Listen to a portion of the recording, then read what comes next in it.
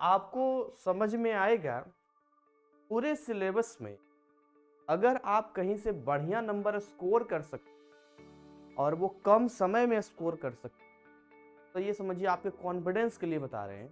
तो these chapters will be best for you.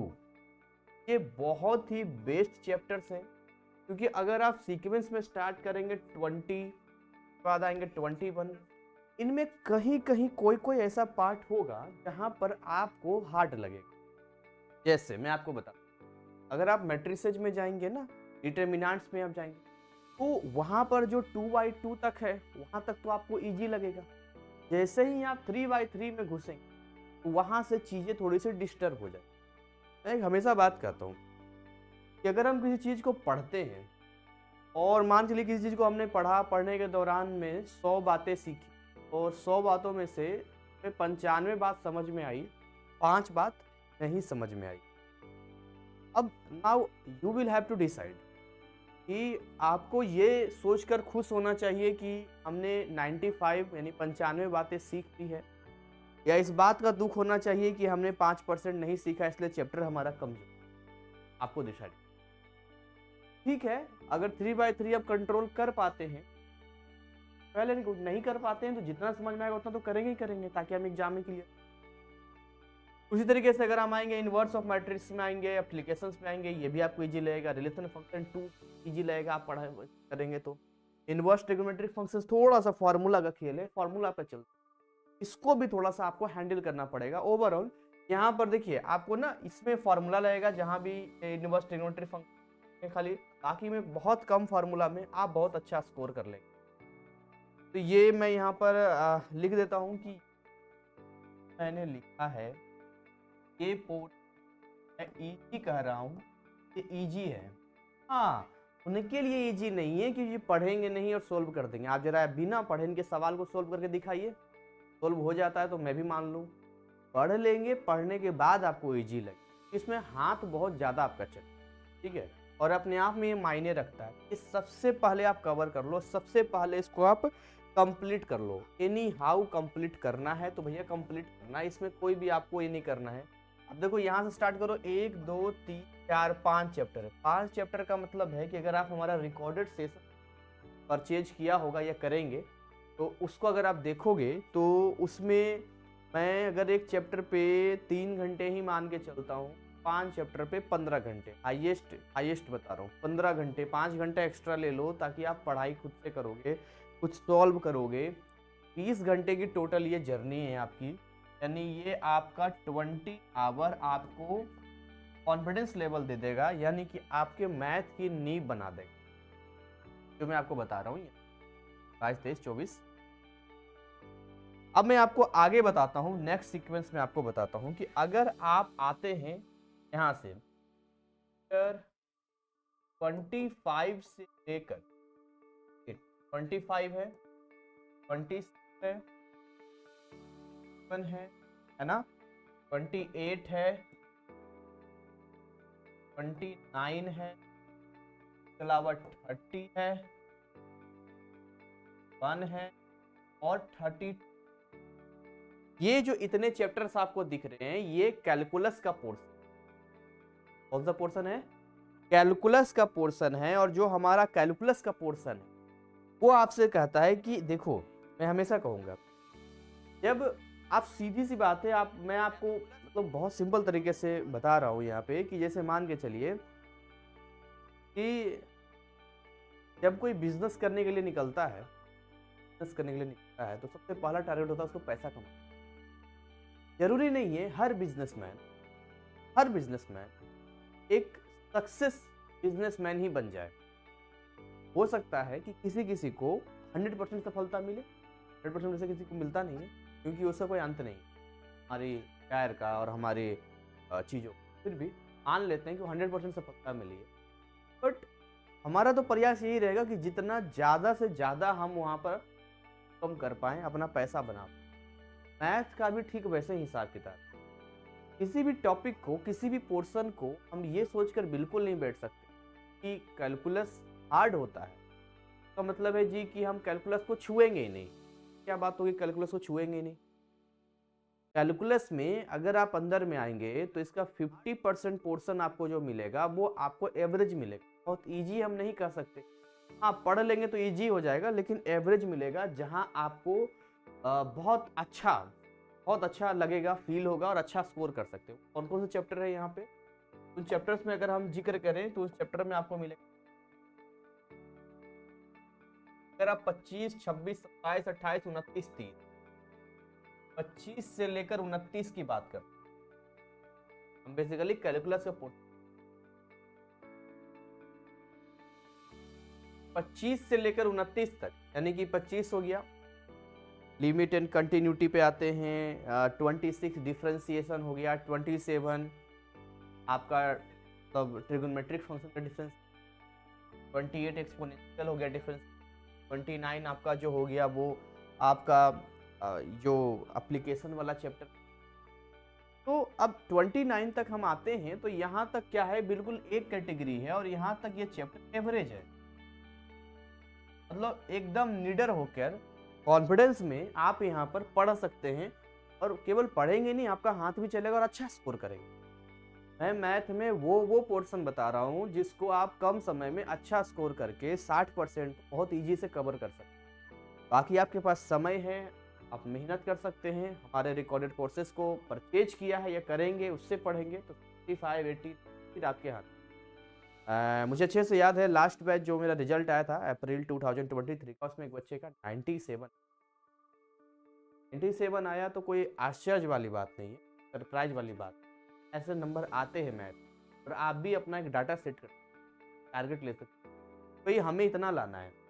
मैं आज ये इसलिए बता रहा हूँ कि जब तक आपका विजन नहीं क्लियर होगा कि कहाँ तक जाना है और कितना लाना है, तब तक आपके पढ़ने का, है ना, आपके काम करने का जो चाल चलन है, जो एक्टिविटी है, वो कहीं न कहीं निखर नहीं पाएगा।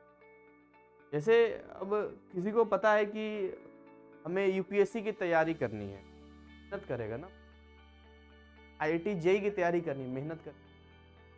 किसी को पता है खाली बोर्ड एग्जाम पास करना, तो वो उस तरह से मेहनत क्यों करे, किसी बात कोई मतलब ही नहीं बनता। जब हम एक विजन क्लियर कर लेते हैं कि हमें इतना स्कोर करना है, फिर हमारा माइंड, हमारा बॉडी और हमारा फंक्शन जितना भी एक्टिविटी सब उसी अकॉर्डिंग हम ढाल लेते हैं। तो यहाँ आपको पता होना चाहिए कि कौन सा चैप्टर हार्ड है, कौन सा इजी। जैसे अब यहाँ से 30, 31 और 32 में आते हैं, जैसे जैसे आगे बढ़ते हैं लेवल बढ़ता जाता है। जैसे कि अगर आप 30 पे आ जाइए, 30 को फिर भी इसको कंट्रोल किया जा सकता है, चैप्टर 30 को कंट्रोल किया जा सकता है, लेकिन 31 में थोड़ा सा माइंड यूज होगा, और 32 एक अलग ही कैटेगरी है, इसमें पूरे कैलकुलस का यूज कर दिया गया। तो 32 तभी आपसे संभलेगा जब आपका 30 और 31 भी होगा डिफरेंशिएशन, तब आप 30 कर पाएंगे, ये आपके हाथों में। तो मैं कहता हूं कि अब आपने इसको बोल दिया कि जी ये वाला पोर्शन एवरेज है, और 30, 31, 32 को छोड़ देते। क्यों छोड़ दें 30, 30? तो देखिए 30 थोड़ा आसान है तो आप कर लीजिए, क्या दिक्कत। 31 में ट्राई करेंगे, पढ़ेंगे भाई, देखेंगे, है ना, 32 में भी जाएंगे। लेकिन हमें पता होना चाहिए, ये नहीं कि हम 31, 32 और 30 के चक्कर में इतना समय खराब कर दें कि आगे का जो इजी पोर्शन है वो पढ़ने का टाइम ही नहीं, और फिर हम होपलेस हो जाएं और नंबर भी खराब आ जाए। क्योंकि एग्जाम में आप क्या करते हैं, एग्जाम में आप सबसे पहले उन क्वेश्चंस को सॉल्व करते हैं जो आपको आता है, जो आप बना सकते ही करते हैं ना आप एग्जाम, ठीक ही नहीं। आप तो कभी ये नहीं करते हैं कि जो नहीं बन रहा है उसी को ट्राई करते रहो, 3 घंटे का समय निकाल दो, और जो क्वेश्चन बन सकता था उसको ना बनाओ। ये बेवकूफ़ी तो मुझे लगता है नहीं है कि यहाँ पर भी वही फॉलो कीजिए जो पहले समझ में, फटाफट कवर करते जाइए।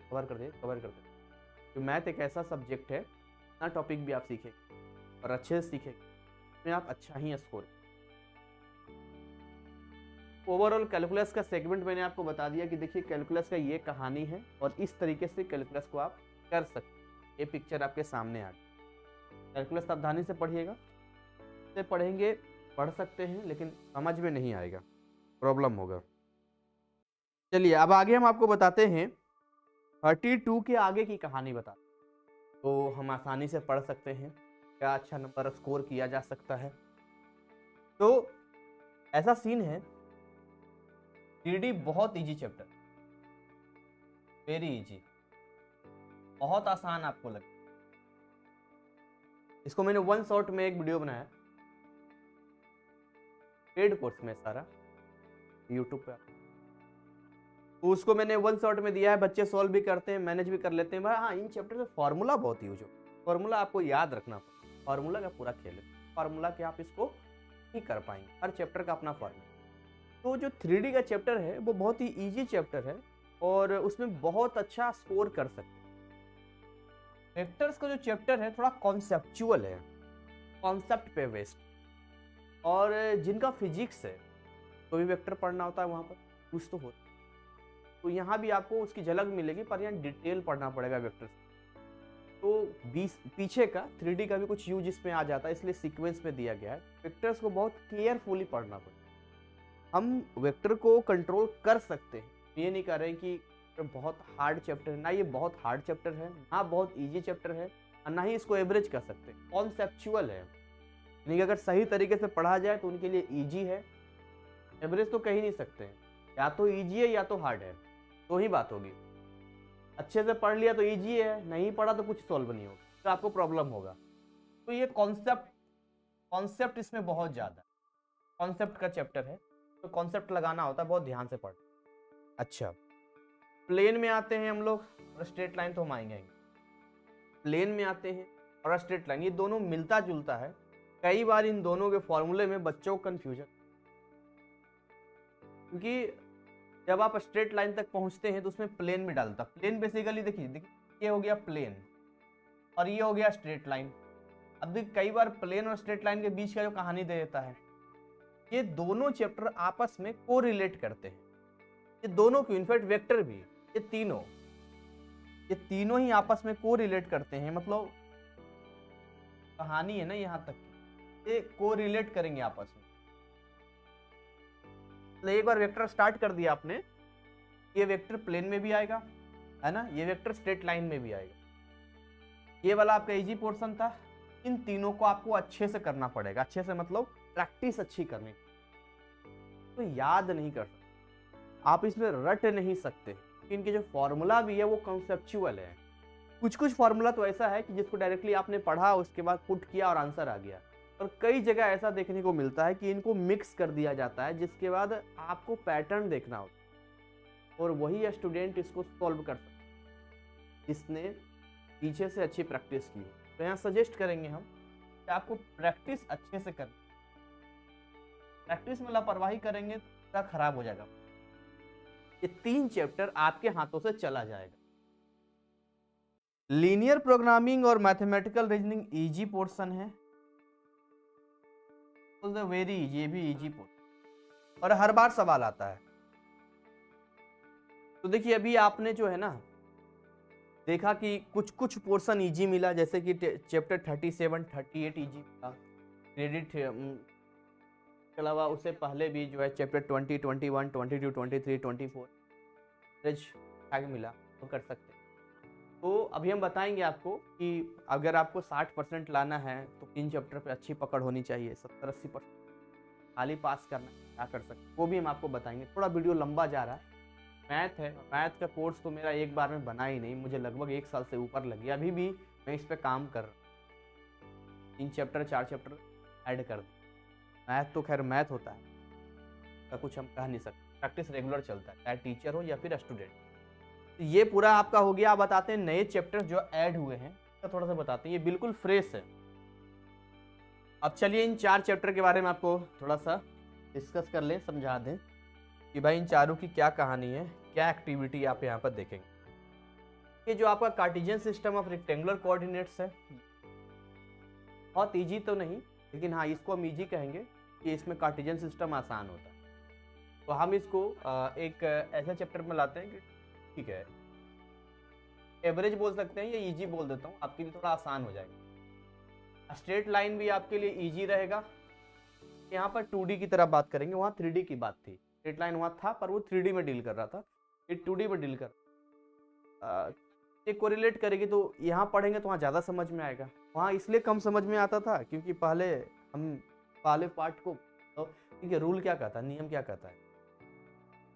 नियम ये कहता है कि अगर आप बुक 2 पढ़ रहे हैं ना, तो बुक 1 भी आपको पढ़ना चाहिए, तभी बुक 2।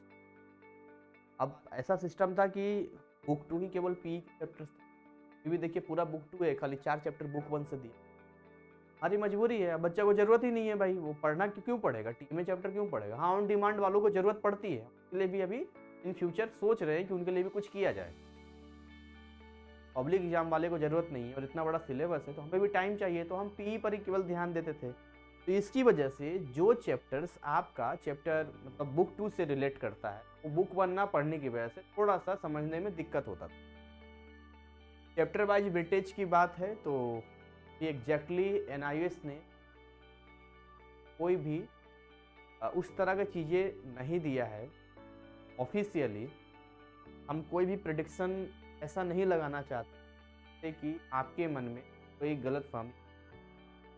हम पुराने वेटेज को देख के एक आइडिया आपको बता सकते हैं, लेकिन जब तक एक एग्ज़ाम हो नहीं जाता है अप्रैल 2020, तब तक ये बता पाना मुश्किल होगा कि एग्जैक्टली इन्होंने जो वेटेज का हिसाब किताब है पुराना वाला फॉलो किया या फिर वो नए वाले को नया लॉन्च किया। इससे अच्छा है कि आप वेटेज को हटा के ये देखिए कि आपको क्या समझ में आ रहा है, क्या नहीं समझ। जो आपको समझ में आता है वेल एंड गुड, वो आपके लिए सबसे अच्छा है। जो आपको नहीं समझ में आ रहा है, भले ही ज़्यादा नंबर, क्या फ़ायदा? आपको समझ आ रहा है तो फिर उस पर थोड़ी ना उठाओ। बात को समझिए आप। इस बात को आप मत देखिए कौन ज़्यादा नंबर है कौन कम नंबर है। आप अपने अकॉर्डिंग देखिए आपको क्या समझ में आ रहा है, क्या नहीं समझ में आ रहा है, कौन कौन सा चैप्टर आप आसानी से कर सकते, कौन कौन सा चैप्टर आप थोड़ा सा मेहनत ज़्यादा करेंगे तो आप पे फोकस। देखिए चैप्टर सर्किल के बारे में एवरेज चैप्टर है ये सर, एवरेज है। सर्किल का मतलब ये नहीं कि जी आप वही पढ़ रहे हैं, जैसे क्या बोलते हैं उसको, पढ़ते हैं सर्किल है, सेंटर है, 2πr है, ये सब थोड़ी ना पढ़ना है, वो तो बच्चा टाइप का हो गया। वो सब रेडियस है, डायमीटर है, ये एरिया हो गया, पाई स्क्वायर, बच्चा टाइप का अलग है। ये जो कोनिक सेक्शन है ये बड़ा खतरनाक है, थोड़ा सा हार्ड है। हार्ड इसलिए कि इसमें ध्यान देना पड़ेगा। कोनिक सेक्शन में पैराबोला, हाइपरबोला सब इसमें आ जाता है, तो बहुत ध्यान से। हाँ, इनमें फार्मूला भी आपको लेके चलना पड़ेगा, फार्मूला का भी खेल है। तो ओवरऑल ये जो मॉड्यूल इन्होंने एनआईएस ने यहाँ पर दिया है हमारे बीच में 13, 14 और 15 का, कुछ सोच समझ के ही दिया होगा, लेकिन एक काम तो अच्छा इन्होंने कर दिया इससे कि ये जो 13, 14 और 15 है, ये 3 चैप्टर आपके लिए बड़ा ही प्लस पॉइंट है। कि पहले क्या होता था कि नंबर ऑफ चैप्टर थोड़े कम हो जाते थे। आज की डेट में देखिए मैं आपको फिंगर टिप्स पे बता दूंगा कौन कौन सा चैप्टर आपको आसान लगेगा। ठीक है, ध्यान से इजी चैप्टर की हम बात करेंगे। देखिए 13 हो गया, 14 हो गया, 15 हो गया, 3 यहाँ पर हो गया, और 20, 21, 22, 23, 24 8 हो गया, 8 ले लिया। एक आपका चैप्टर मान के चलिए 3D वाला था 9, और 2 चैप्टर लास्ट का लीनियर प्रोग्रामिंग और मैथमेटिकल रीजनिंग। देखिए 9, 2, 11 चैप्टर। 11 चैप्टर जो है आपके लिए आसान है। इस 11 चैप्टर को आपको सबसे पहले कर लेना, सबसे पहले कर लेना। तो पूरा हो गया यहाँ पर। अब आपको चलिए बताते हैं, हम 3 कैटेगरी का स्टूडेंट बनाते हैं जो अक्सर हम पढ़ाते हैं। तो आपको बताते हैं कि अगर आपको केवल पास करना है क्या करना चाहिए, कितने घंटे पढ़ना चाहिए आपको। अगर आपको यहाँ पर 60% लाना है तो क्या करना चाहिए। अगर आप यहाँ पर 5% या प्लस एवब लाना चाहते हैं तो आपको यहाँ पर क्या करना चाहिए, किन किन चैप्टर फोकस करना चाहिए, सारा बताएंगे। हम हर विद्यार्थी को एक कैटेगरी में लेकर नहीं चल सकते। ठीक है जी, मतलब आपको ये भी पढ़ना, क्यों पढ़ना, जिससे जो होगा वही होगा। टाइम भी तो फैक्टर है ना अपना, टाइम में भी हमें लेके आना होता है। जैसे मान लीजिए खाली आपको पास करना है, खाली पास करना है, तो मैंने क्या बोला, चैप्टर्स कौन कौन से इजी है यहाँ पर देखो। 13 कर लेना, 14 कर लेना, 20, 21, 22, 23 भी था ना शायद, 23, 24, 4, 33, 7, 38। इतने चैप्टर आप जरूर कर लेना अगर आपको पास होना है तो। खाली इससे काम नहीं चलेगा, और बताता हूँ मैं। टोटल आपके मैथ में 23 चैप्टर्स हैं, 23 हैं। पहले मतलब कम था, अब बढ़ा दिया। 23 चैप्टर आपको पढ़ना है, तो 23 जो आपको पढ़ना है उसमें से लगभग मान चलिए आपने कितना 1 2 4 5 6 7 8 9 10 11 चैप्टर्स जो है ना आपका इजी पोर्शन में। हाँ 11 चैप्टर्स आपके लिए आसान हो गया है। ये सबसे पहले करना है। इसके अलावा आपको और करना होगा, ऐसा नहीं खाली इसी से काम हो जाएगा। इसके अलावा कुछ चैप्टर एवरेज वाले कर लेना। एवरेज के चैप्टर्स हैं, कौन कौन से एवरेज के चैप्टर आपको करना पड़ेगा। देखो 25 कर लेना, थोड़ा एवरेज है। 26 कर लेना, 27 भी कर लेना, और 28 कर लेना। 29 हो पाए तो करना, नहीं होना तो वेल एंड गुड, ये आपकी मर्जी है, कोई दिक्कत वाली बात नहीं है यहाँ। मुझे लगता है इतना करना। और कुछ चैप्टर में जैसे 3D तो को रिलेट करता है, बाकी एक्स्ट्रा जो आपसे हो पाए कर लेना, जो आपको सूट करे एक्स्ट्रा कर लेना। ये आपका पासिंग मार्क्स है, मतलब ठीक ठाक पास करवा देगा, वहाँ तक पहुँचा देगा, पास करा दोगे, पहुँच जाओगे, कोई दिक्कत वाली बात। इसमें कितना समय देना पड़ेगा, देखिए समय का एग्जैक्ट मैथ में बता पाना मुश्किल है। कई विद्यार्थियों का हाथ बहुत तेजी से चलता है, दिमाग भी चलता है, बहुत कम समय कवर कर लेते हैं। कई विद्यार्थी एक क्वेश्चंस में ही बहुत समय खराब कर देते हैं। लेकिन अगर मैं एक क्या को रिलेट करूं मैं, या मैं अपने लेक्चर्स के अकॉर्डिंग बात करूं, जो मेरे लेक्चर्स हैं तो उसके अकॉर्डिंग अगर बोलूं कि अगर हमारा लेक्चर देखेंगे लगभग मैथ में आपको, मुझे ऐसा लगता है फिर भी 2 घंटे तो कम से कम देने ही पड़ेंगे आपको मिनिमम। ये तो कहीं 2 घंटे देना है तो आपको ध्यान 60% लाने के लिए देखिए क्या करना पड़ेगा आपको। 60% के लिए ये सब तो करना ही करना है आपको, ये सब करना ही करना है आपको। इसमें कुछ चैप्टर आप ऐड कर सकते हो। कौन कौन चैप्टर ऐड करोगे मैं आपको बताता हूँ। 60% के लिए में आप चैप्टर 16 कोनिक सेक्शन ऐड कर सकते हो। यहाँ पर 28 के बाद यहाँ 29 ऐड कर सकते हो, यहाँ 30 ऐड कर सकते हो, ठीक है। इसके अलावा जो है आप 34, 35 और 36 ऐड कर सकते हो। इतना ऐड कर लेना अगर 60% चाहिए तो, ठीक है, ऐड कर लेना। प्रैक्टिस तो सब में करना पड़ेगा, ऐसा नहीं है कि यहाँ पर खाली वीडियो देखने से कम चल जाएगा। यहाँ भी प्रैक्टिस करनी पड़ेगी, यहाँ भी प्रैक्टिस करनी पड़ेगी। और अगर आप 75% या एबव चाहते हैं तो आपको कंप्लीट करना पड़ेगा पूरा सिलेबस, जो भी आपका शेड्यूल है कंप्लीट सिलेबस करना पड़ेगा, वो भी आपका जितने 23 चैप्टर्स। के अलावा आपको प्रैक्टिस रेगुलर करनी पड़ेगी। प्रैक्टिस यहाँ 2 चीज़ों करना है, तो फॉर्मूला का प्रैक्टिस करना पड़ेगा कि आप पूरे बुक का फॉर्मूला कितने कम टाइम में लिख सकते। पूरे सिलेबस पढ़ लिया, पूरे बुक का फॉर्मूला लिखिए। जब लिखना शुरू करेंगे तो 1 घंटा लग सकता है, तो रोज लिखिए, हर 2 दिन पे लिखिए, पॉसिबल हो रोज लिखिए। 45 मिनट, 40 मिनट, आधा घंटा, इतना फास्ट टाइम ला सकते हैं वहाँ पर। तो ये फार्मूला आपका रहेगा। हालांकि फार्मूला तो यहाँ भी रहेगा, ऐसा नहीं कि यहाँ फार्मूला नहीं रहेगा। फार्मूला प्रैक्टिस यहाँ भी रहेगा।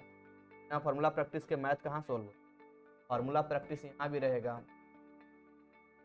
तो करेंगे क्वेश्चंस भी तो करना पड़ेगा, और यहाँ भी क्वेश्चंस करना पड़ेगा। बिना क्वेश्चंस के कौन मैथ पास कर जाएगा, बेवकूफ़ी वाली बात है कोई दे तो।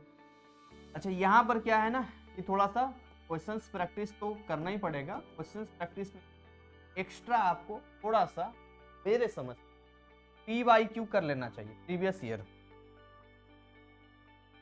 क्वेश्चंस खुद से सोल्व करने की कोशिश करनी चाहिए, या कुछ सॉल्व्ड क्वेश्चन जैसे मैंने VVI सेट दे रखा, वेरी इंपॉर्टेंट पोर्शन, वहां से आप परचेज कर सकते हैं।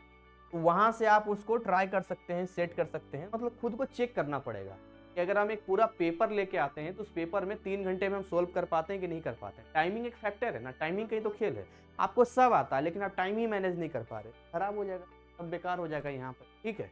देखिए मैं आपको बता देता हूँ कि अगर 60% लाना है तो कम से कम घंटा रोज पढ़ना पड़ेगा, और 75% वाले का कोई टाइमिंग नहीं है। मेरे हिसाब से मुझे ऐसा लगता है कि 4 से 5 घंटा रोज पढ़ना पड़ेगा। 4 to 5, 4 से 5 घंटे रोज पढ़ेंगे तब जाके आपका कंप्लीट। मैथ है ये, कोई थ्योरी नहीं है कि आप जो है आप आएंगे रटना शुरू करेंगे और रटते रटते जो है वहाँ थ्योरी लिख के आ जाएंगे। इसके अलावा इन सारे विद्यार्थियों में जितने विद्यार्थी 3 कैटेगरी के दिखाए उन सब का कैलकुलेशन सही होना चाहिए। अगर कैलकुलेशन में प्रॉब्लम है तो मैं लिख के कहता हूं कि आप चाहे भले अच्छा नॉलेज ले लीजिए, कॉन्सेप्ट ले लीजिए, आप वही वाली बात है कि हमने जो है पूरा अच्छा से मेहनत से खीर पकाई, लास्ट में नमक डाल दिया, सब्जी बनाई, चीनी डाल दिया। ये जो हम करते हैं ना, पूरा काम करके बिगाड़ देते हैं, वही होता है छोटे छोटे कैलकुलेशन। वो हमारे छोटे छोटे कैलकुलेशन हमें खराब कर देते हैं। कैलकुलेशन सबको आना चाहिए, इनको भी प्रॉब्लम होता है। मेरा एक पीडीएफ है बेसिक का मैथ का, वो मैं ऐप में अपडेट कर दूँ। ऐप को डाउनलोड कर लीजिए, वहाँ से आप सॉल्व कर सकते। कंटेंट भी मैं फ्री में दे दूंगा, कोई दिक्कत नहीं। तो ये चीज़ें हैं कि कैलकुलेशन जैसे 6ठी 7वीं 8वीं पढ़े linear equation in 2 variables, periodic calculations, decimal system, ये सब मजबूत होना चाहिए। और फिर इनके फॉर्मूला, इनकी प्रैक्टिस, चैप्टर का नॉलेज, और फिर अपना एक शेड्यूल कि हमें अगर 10 क्वेश्चंस दिया गया है तो 10 क्वेश्चंस हम कितने टाइम में बनाते हैं। It's important. हम 10 क्वेश्चंस बना देते हैं लेकिन हम 2 घंटा ले रहे हैं, नॉनसेंस। नॉनसेंस। क्या करेंगे ऐसे? 10 क्वेश्चन दे दिया, आप 2 घंटा में बना रहे, 3 घंटा में बना रहे, क्या मतलब है इसका? 3 ही घंटे का समय। तो जब भी सॉल्व करें, खुद को ट्राई करने के लिए टाइम जरूर बांधें कि एक क्वेश्चंस में आप कितना समय दे रहे हैं। कई लोग कहते हैं हमें आता है, हमें सब आता है। आता है एक अलग बात है, आप कितने टाइम में करते हैं ये दूसरी बात है। अगर आपको आता है लेकिन आप लंबा टाइम में सॉल्व करते हैं, तो आप में जिसको नहीं आता उसमें कोई फर्क नहीं है। आपको थोड़ी दिन भर का समय दिया जाएगा, 3 घंटे का आपको समय दिया जाएगा, 3 घंटे में आपको कंप्लीट करना पड़ेगा। तो इसलिए जब भी करें इस बात का विशेष ध्यान दें। भले ही एक क्वेश्चन को 5 बार रगड़ के लिखना पड़े, उसी टाइम 5 बार कर दीजिए, प्रैक्टिस हो जाएगी। टाइम को जितना कम करते जाएंगे उतना अच्छा रहेगा। ये नहीं करें कि एक बार में ही जो है आप एक्सपर्ट हो जाएंगे और 3 मिनट में 2 मिनट में सारे सवाल सॉल्व कर दें। अपनी टाइमिंग को मैनेज करना, अभी समय है आपके पास, स्कोर कर ले, बढ़िया हो जाएगा। तो यही कुछ था आज का ये शेड्यूल। ठीक है, आप अपना ओपिनियन, अपनी बात रख सकते हैं। मैंने अपने एक एक्सपीरियंस के अकॉर्डिंग ये चीज़ें बताई है, और जो मेरा कोर्स है, जो मैंने डिजाइन किया है, जो ऐप में अवेलेबल है, परचेज किया भी होगा आप लोगों ने बहुत, तो बड़ा मेहनत लगा बनाने में, कई बैचेज पढ़ाए तब पूरा हुआ है। तो उसके अकॉर्डिंग हमें ये चीज़ समझ में आती है कि हम जितना आपको बता रहे हैं, ये समझिए ये एक्सपीरियंस की चीज़ बता रहे हैं। ये चीज़ आपको कोई नहीं बता सकता है, वही बता सकता है जो इस फील्ड में हो, जो पढ़ा रहा हो। या आप खुद जब पढ़ लेंगे तो आपको भी आइडिया लग जाएगा, अच्छा इतना इतना इतना इसमें कर। ये बड़ी ही जेन्युइन जानकारी होती है, तो हल्के में ना लें, और इसको सीरियस नहीं होना, सिंसियर होना है। सीरियस तो वो होता है जो एग्जाम से 2 दिन पहले पढ़ता है, सिंसियर होना है। हमें रेगुलरिटी में, कंसिस्टेंसी में अपने स्टडी को करते जाना है, ताकि आगे हमें कोई दिक्कत, सीरियस होने वाली बात नहीं है, सिंसियर होने वाली। ठीक है, चलिए।